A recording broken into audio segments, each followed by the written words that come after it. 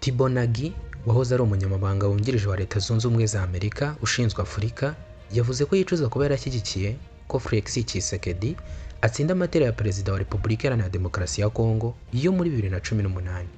Ibi Mbeki yabitangaje tariki ya 7 Gicurasi 2026, umunsi umwe gusa nyuma y'uko perezida Tshisekedi atangaje ko ashobora kwiyamamariza manda ya gatatu mu gihe abanyekongo baramuka babimusabye.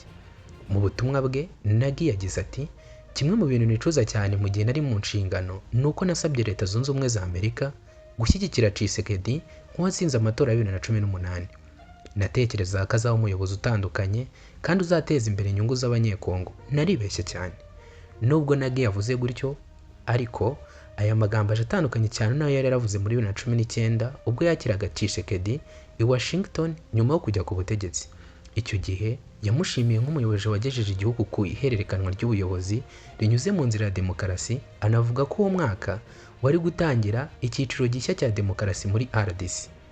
Yanagaragaje ko hari intambwe zari zimaze gutebwa zirimo kunoza umubano n'ibindi bihugu by'abaturanyi birimo u Rwanda na Uganda, kurekura imfungwa za politike ndetse no kudahutaza ibikorwa by'abatavuga rumwe n'ubutegetsi.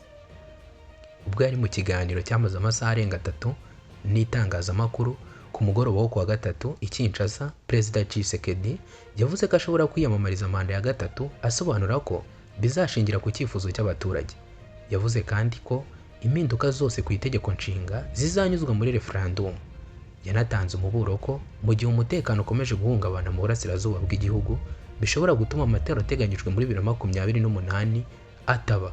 Yagize ati: nitudashobora guhagarika iyi ntambara ku bw'ibyago ntituzashobora gutegura amatora muri 2028, ariko ibyo ntibizaba kubera ko nzaba nanze kuyategura. Ubushobozi burahari, twabikora, ariko nitwayategura tudafite Kivu y'Amajyaruguru na Kivu y'Amajyepfo. Ese turemeranya twategura amatora dute?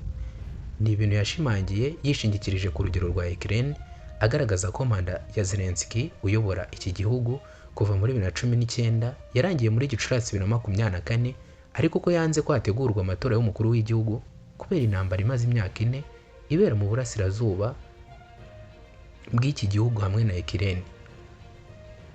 Aya magambo yahise atera impaka zikomeye imbere mu gihugu no hanze yacyo, aho batavuga rumwe n'ubutegetsi bagaragaje impungenge ku cyerekezo cya demokarasi muri RDC, cyane cyane ku bijyanye n'iyubahirizwa ry'itegeko nshinga no guhererekanya ubutegetsi mu buryo bwubahiriza amategeko. Tshisekedi uyobora RDC kuva muri Mutarama 2019 ubwo yasimburaga Joseph Kabila batagicana uwaka. Mu ntangiriro za Mata 2026 yaciye amarenga ku mwaka wa 2032 uzagira kiyobora iki gihugu. Asobanura ko icyo gihugu igihe kizagera gihagaze neza mu bijyanye n'ubukungu. Iyi ni Daily Insight Rwanda.